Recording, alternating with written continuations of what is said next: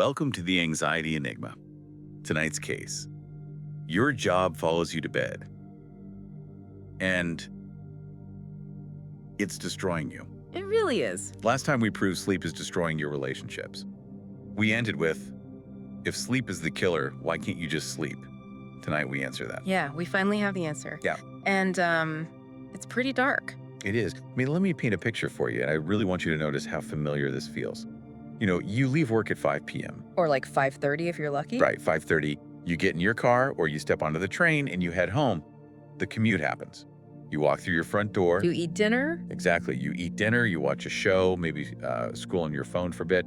You go through the entire physical choreography of winding down. Whole routine. Yeah, the routine. You brush your teeth, you wash your face, you turn off the lamps in the hallway, you get into bed. The room is, perfectly dark, The house is completely quiet. entirely quiet, and then it starts. Like clockwork. Literally the second the lights go up. Yes. The meeting from 2 p.m. begins to replay behind your eyes. Yeah. But it's not just a memory, right? You hear your boss's tone. Not just the words. No, not just the words. The exact subtle inflection that made your stomach drop. Like the pause before they said your name. Oh, that pause is brutal. Right. And you start drafting an apology for that Yeah. email you shouldn't have sent. Or you're mentally rewriting it to sound more assertive. Because you have to fix it in your head. Exactly. Or maybe you're doing something even more exhausting. You were relitigating a conversation that hasn't even happened yet. Oh, wow. Yeah. The fake arguments. Yes. You are practicing your defense for tomorrow's check-in. Your body left work. Your physical form walked out of the building hours ago. Yeah. But your brain Your brain never clocked out. never clocked out. Yeah. It is still sitting in the fluorescent light of the office. It's an incredibly heavy realization when you actually sit with it, It really is. Because you're lying there in the dark, absolutely desperate for rest. Like Yeah. your muscles are aching for it. And yet you are entirely captive to an environment that isn't even in the room with you. It's just you and the ceiling. Right. And when we started looking at this, when we spent months pulling this apart and looking at the underlying architecture of what is actually happening to people in the dark hours of the night, the core revelation we uncovered was, honestly, it was staggering. It totally changed how I see everything. We found out that your job has literally rewired your nervous system to stay in work mode permanently. Permanently. The off switch, the actual mechanism that allows a human being to power down, it is completely gone. One. We decoded the biological changes, and the absolute truth of the matter is you aren't just stressed. Yeah. Your internal architecture has been physically and chemically altered. Okay, before we get into exactly how that alteration happens, I need to tell you something. Yeah, we should bring this up now. We built something. A quiz called Whispers After Dark. It shows you exactly which of 4 nighttime patterns is hijacking your brain. Most people who take it say they've never felt so called out in their life. Links in the description. Keep it in mind because everything we're about to say hits different once you know your type. It really does hit different once you see it on paper. 100%. Okay? Okay, so let's unpack this core claim we're making, because I know exactly what you were thinking listening to this, and honestly, it's the exact same pushback I had when we first started piecing this together. Oh, for sure. The whole stress is normal argument. Right. I thought, everyone has work stress. People have been stressed about their labor for thousands of years. Since the dawn of time. Yeah. The blacksmith in the Middle Ages was stressed about his quota. The farmer in the 1800s was stressed about the harvest destroying his livelihood. Right. Humans have always worked. And work has always been stressful. So why is this any different? Why are we calling modern professional stress an actual physical alteration of your internal architecture? Aren't we just complaining about the human condition? I mean, it's the most logical pushback, but it completely misses what we figured out about the nature of the threat itself. Okay, break that down. So, yes, humans have always experienced stress. For hundreds of thousands of years, the human stress response was designed as an acute, short-term survival mechanism. Right. Think about the farmer or the ancient hunter. A threat appeared. A predator, a sudden storm, a physical, tangible danger. Something you can actually see. Exactly. And when that happened, the body's alarm system flared. The biological gas pedal was slammed to the floor. Adrenaline pumping. Adrenaline pumps, cortisol flooded the system, heart rate spiked. You reacted. But then, and this is the crucial part, the threat passed. The lion goes away. The lion leaves, the storm breaks. And when the threat was gone, the environment sent a clear signal to your brain. It said, "It is safe now. You survived." So the environment basically provided an all-clear siren. Exactly, an all-clear siren. And upon hearing that, your body initiated a deep recovery phase. The biological brake pedal was pressed. The tension releases. Right. Your heart rate dropped, your breathing slowed, your blood pressure normalized, and your body actually repaired the cellular damage caused by the stress spike. It was a cycle. Tension and then release. But that's not what happens anymore, is it? No. When we decoded the modern condition, we found that this cycle has been violently severed. The always-on culture of the modern workday has trained your brain's threat detection system to never, ever power down. Never. Because you aren't facing a predator that eventually leaves the area. You are facing a continuous, psychologically mediated, invisible pressure. Yeah, it's invisible. Every single notification, every buzz in your pocket, every vague ping from your laptop registers in your primitive evolutionary brain as a potential survival crisis. Because to the primitive brain, there is literally no difference between a lion is looking at me and my boss sent a Slack message that just says, we need to talk. Oh, that message is the worst. It is, but the brain processes both of those things as a threat to your continued existence. That's the secret right there. Your brain doesn't know what an email is. It really doesn't. It only knows fear and safety. Yeah. And the modern perimeter is never safe. Your nervous system is continuously scanning the environment like a security guard whose shift never ended. Wow, a security guard whose shift never ended. Just imagine that guard. He's been awake for 48 hours.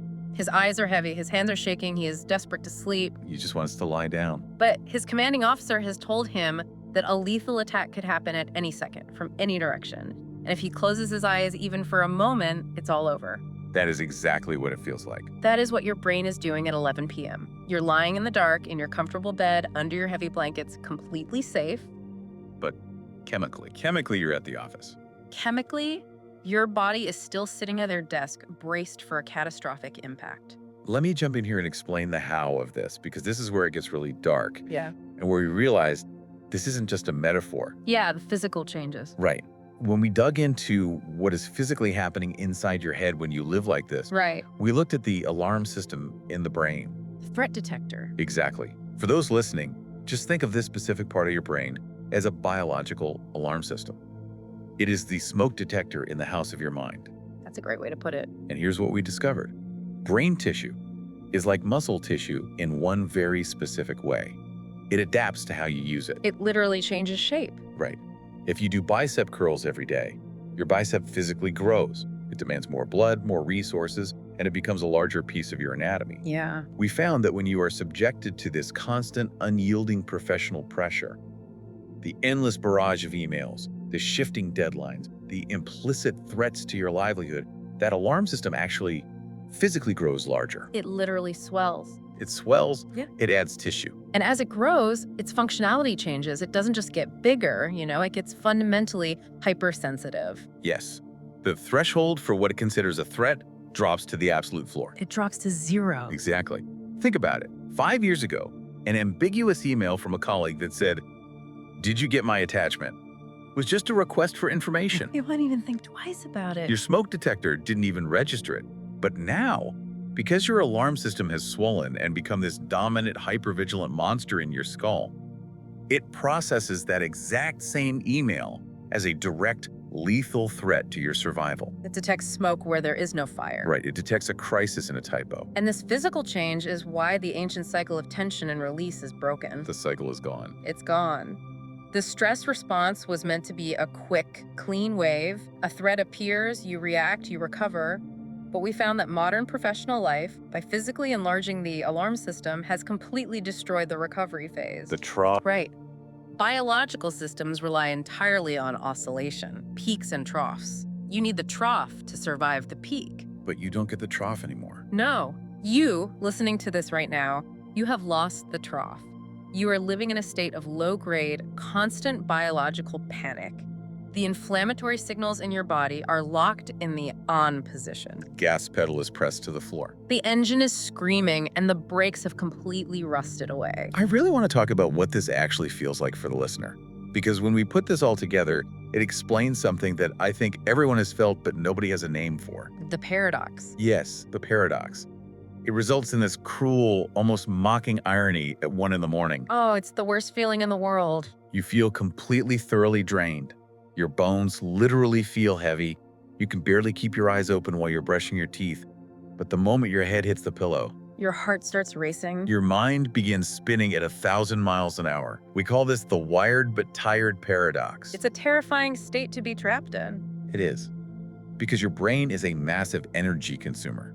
It takes up a huge amount of your daily caloric intake just to run the background processes. Just to keep the lights on. Right.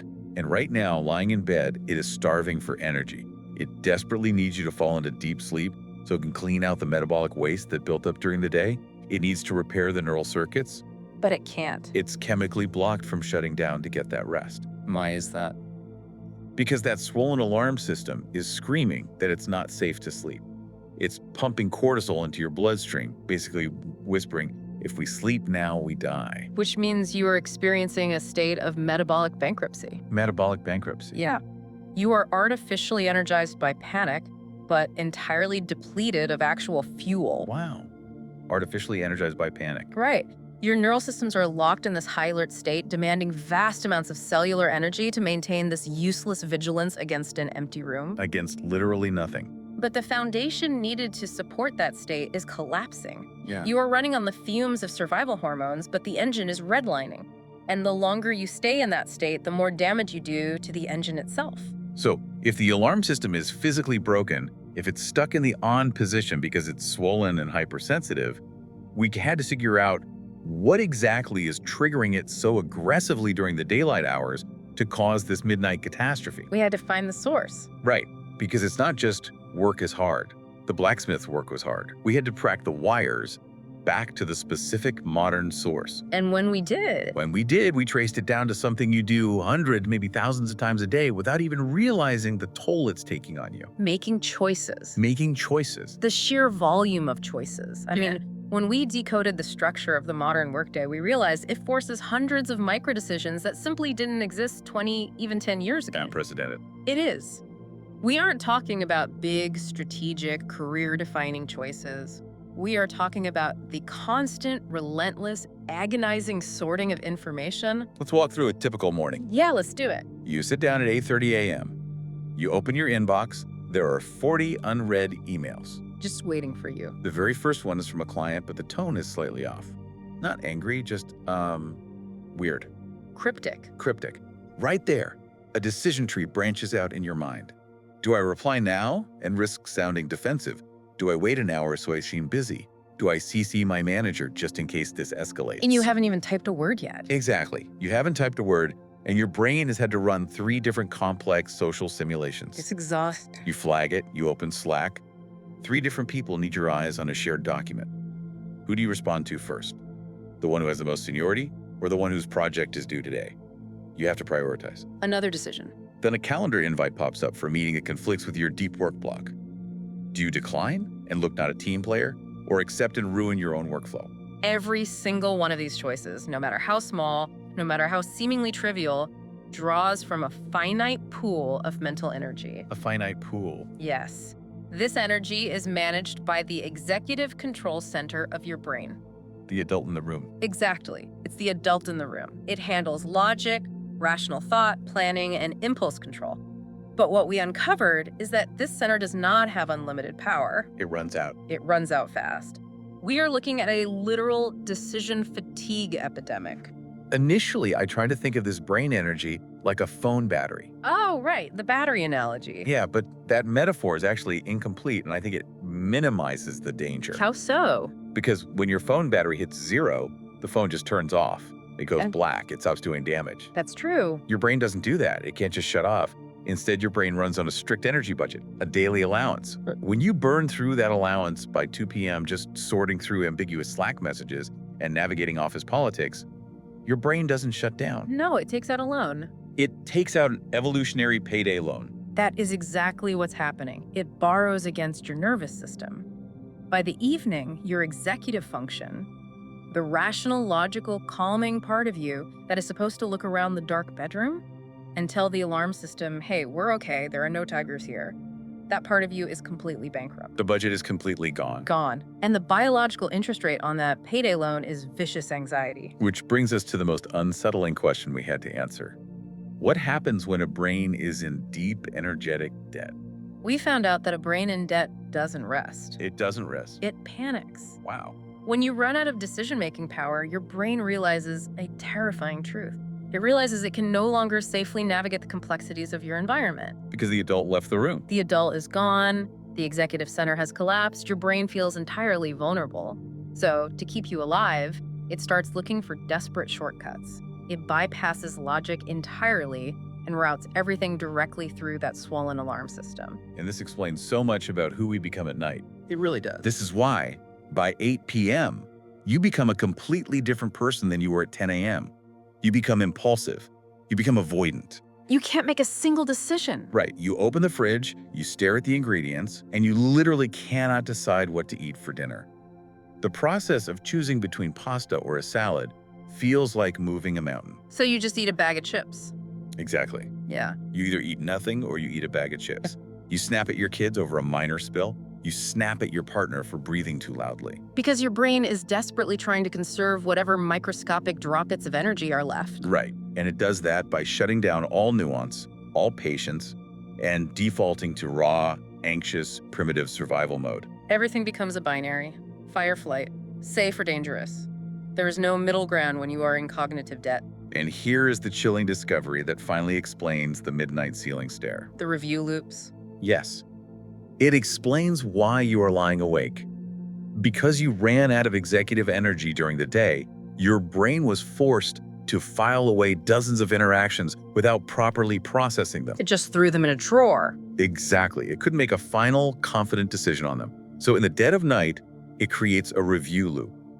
You are lying there, your body physically exhausted, but your mind is violently, aggressively relitigating every choice you made. Did I see the right thing in the meeting? Should I have pushed back on that deadline? Did my boss sound annoyed when they said fine? You are staring at the ceiling because your brain is frantically trying to process a massive backlog of decisions that it was simply too exhausted to handle at 2 p.m. We call this cognitive residue. Cognitive residue. It is the unburnt fuel of your workday. You didn't have the fire to burn it then, so it's catching fire now in the middle of the night, burning down your ability to sleep. Burning it to the ground. It's an analytical spinning of the wheels in mud.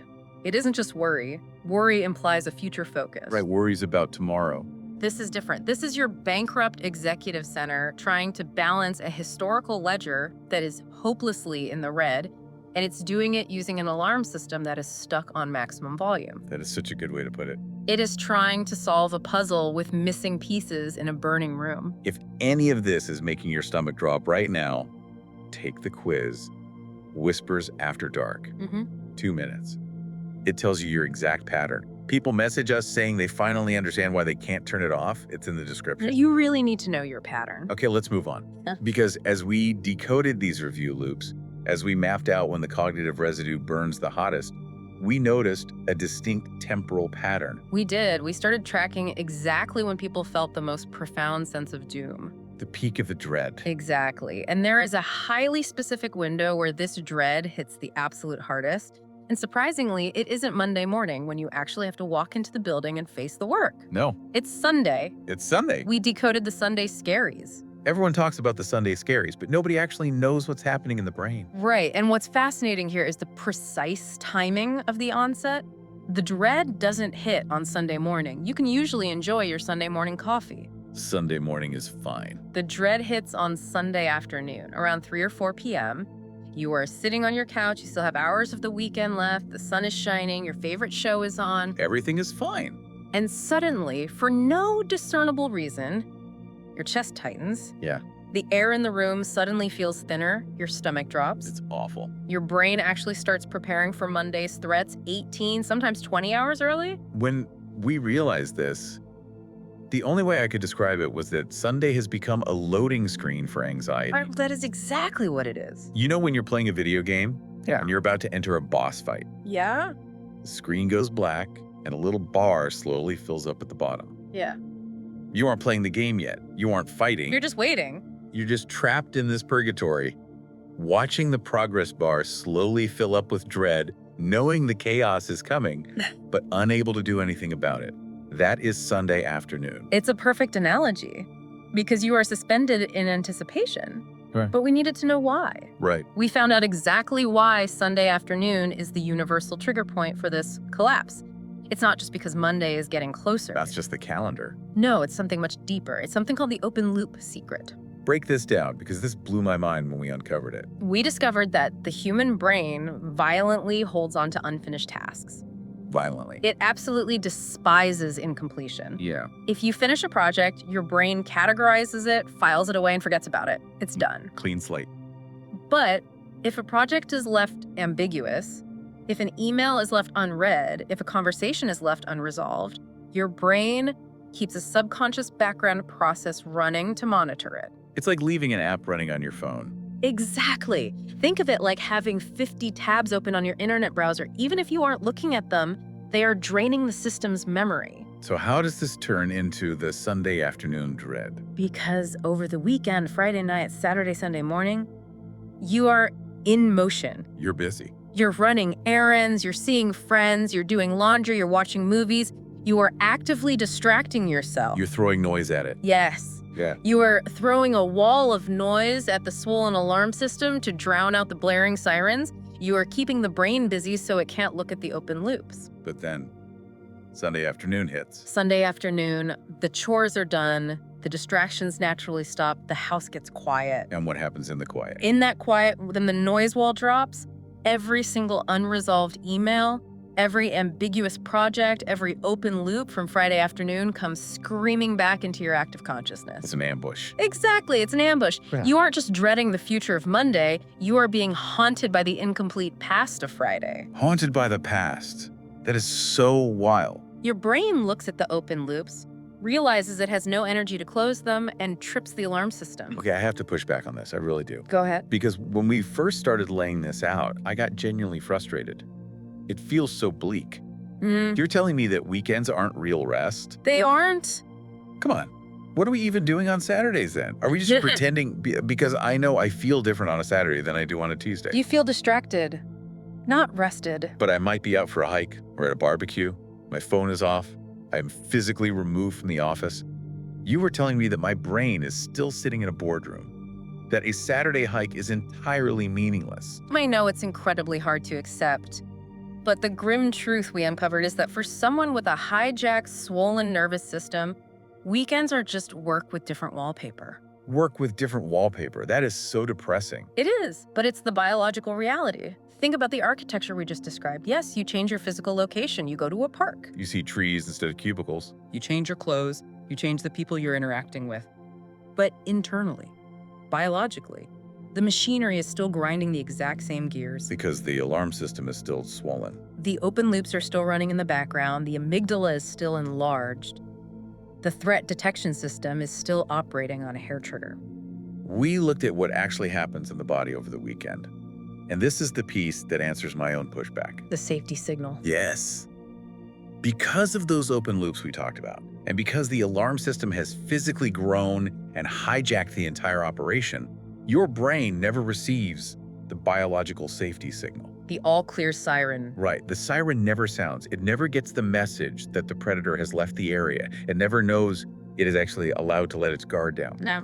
You are walking through a beautiful park on Saturday. The sun is on your face. You're looking at trees. But chemically, underneath the surface, your cortisol levels remain artificially elevated. Your heart rate variability remains low. You are bracing for a confrontation in a conference room while looking at a duck pond. It's absurd, but it's true. You are physically incapable of dropping into the deep parasympathetic trough of true rest. Which means you wake up on Monday morning already in a massive biological deficit. You start the week in the red. You didn't recover over the weekend. You just temporarily paused the active damage. You held your breath for 2 days. And this deficit, it doesn't magically reset at the end of the week. No, it compounds. It compounds weekly, week after week, month after month. The exhaustion layers on top of itself. The baseline of your nervous system shifts further and further away from peace. What felt like a 10 out of 10 stress level a year ago becomes your new normal. Your baseline 0. Exactly. Which totally destroys the vacation myth. Yeah. Oh man, this is the trap everyone falls into. Everyone. I've done it, you've done it. We all say, I'm so burned out, I just need a week off, I just need to get to the beach. Once I'm on a beach in Mexico with a margarita, I'll be fine. Right. But we realize that no vacation can fix this. A week off does absolutely nothing to cure a hijacked nervous system. No. Why? Because you pack your hijacked nervous system in your suitcase. You bring the broken alarm system to the beach with you. You cannot leave your internal architecture at the airport. Exactly. You sit on the white sand, you stare at the beautiful blue ocean, and what happens? Your enlarged alarm system is still scanning the horizon for a passive-aggressive email. It doesn't care that you're in Mexico. Your executive function is still bankrupt, so deciding where to go for dinner on the resort causes a fight with your spouse. A massive fight over nothing. A change of scenery cannot fix an altered internal architecture. You were just having a panic attack in a more expensive location. That is so brutally accurate. It's awful. And when we connect this to the bigger picture and tie it back to what we proved in our last session, About relationships. yeah, how this systemic exhaustion destroys your relationships, the mechanics of the destruction become tragically clear. Yes, the relational crossfire. This is where the consequences move from just being a personal burden to becoming a highly destructive force in your life. This is where it gets devastating. It really does. Yeah. Because you think you're just bringing work stress home. You walk through the door, you drop your bag, you sigh heavily, and you tell yourself, I had a bad day. I'm just venting. My partner will understand. But you aren't just venting. You aren't just bringing home a bad mood. You are bringing a hijacked, hypervigilant, starving nervous system into your living room. You are bringing a biological weapon into your sanctuary. I know that sounds intense, but look at the biology of what happens next. We broke down the tragic reality of this dynamic, and it all comes back to the broken threat detection system. Your partner is competing with a brain that processes their innocent question exactly like a hostile confrontation with your boss. Think about the depleted executive function we discussed earlier. The daily energy budget is gone. The battery is in aggressive payday loan debt. The alarm is blaring. The room feels incredibly dangerous to your primitive brain. And then your partner walks in, smiles, and simply asks, "What's for dinner?" The most normal, mundane domestic question in the world. A completely harmless question. Exactly. To a healthy brain, a brain that is rested and secure, that is a neutral request for information. It's an opportunity to collaborate. But to your depleted, panicking, swollen brain, It registers as a hostile demand. a threat. It is one more decision you have to make when your decision-making center is completely bankrupt. It is one more threat to your survival.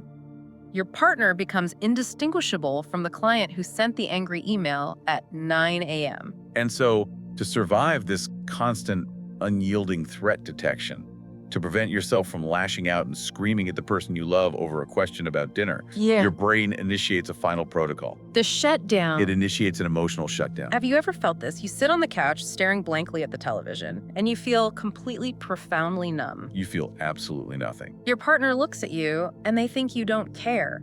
They think you are withdrawing from them, that you are losing interest in the relationship, that you are building a wall. But we found out your brain is just trying to protect itself from complete biological collapse. That's all it is, survival. When a system is starving for energy, it shuts down non-essential functions to keep the vital organs running. In a state of chronic nervous system debt, emotional connection is treated as a non-essential function. Empathy requires massive amounts of prefrontal cortex energy. So much energy. The numbness isn't a lack of love. It isn't apathy. It is a desperate emergency defense mechanism. Right. Your brain is cutting power to the emotional centers to literally keep you alive. It twists everything. It perverts the very things that are supposed to save you. We noted that even physical touch becomes twisted in this state. Oh, this part is so sad. Think about a hug. Under normal circumstances, a hug from your partner should be a restorative resource. It is the ultimate biological safety signal. It releases oxytocin. It lowers cortisol. It tells the nervous system, we are safe, the pack is together. But when your alarm system is stuck in the on position, when your alarm center is swollen and your executive function is in debt, that hug is processed by your exhausted brain as just another physical demand. It's sensory input. It is one more thing you have to process. Your partner puts their arms around you, and instead of melting into it, you pull away. You flinch, or you go totally rigid. Because you literally cannot afford the energy to be touched. Your boundary perimeter is pulled so tight around yourself just to keep from falling apart that any intrusion, even a loving one, feels like an attack. And your partner feels rejected. They feel unloved. But the dark truth is, Your system is so completely bankrupt, so entirely held hostage by your workday, that it cannot even process the affection it needs to heal. It's a closed, toxic loop. The job breaks the machinery you need to repair the damage from the job. Okay, we need to pause here Yeah. because we noticed something else while we were putting this all together, and I wanted to lower my voice here because it's a disturbing final thought. It really is the piece of the puzzle that kept us awake once we found it. You've been listening to this, nodding along, feeling exposed. But look around your office or think about your industry. Some people, they have the exact same high-pressure job as you. The exact same job. They have the same overwhelming inbox. They have the same toxic, demanding boss. They face the exact same relentless deadlines. And they sleep perfectly fine. They sleep fine. They clock out at 5 p.m., their brain clocks out with them, and their alarm system completely powers down. They go home, they laugh with their partner, they sleep 8 hours, and they come back the next day completely unaffected. Which raises the ultimate, terrifying question. What makes your brain different? Why did your alarm system break? Why did your threat detector swell while theirs remained perfectly regulated? Why are you the one staring at the ceiling at 3 a.m., trapped in cognitive residue, while the person at the desk next to you is totally immune? We had to find out why. We found the root of it. We kept digging until we hit bedrock. Yeah. And I'll tell you right now, it goes much, much further back than your career. Way further back. The fracture in your alarm system was there before you ever sent your first professional email. It was there before you ever sat in a boardroom. But we're gonna have to leave that for next time. Seriously. Take the quiz. Whispers After Dark. Everyone who listens to this has one of the 4 patterns. You just don't know which one yet. And you can't fix what you can't name. It's in the description. This has been the Anxiety Enigma.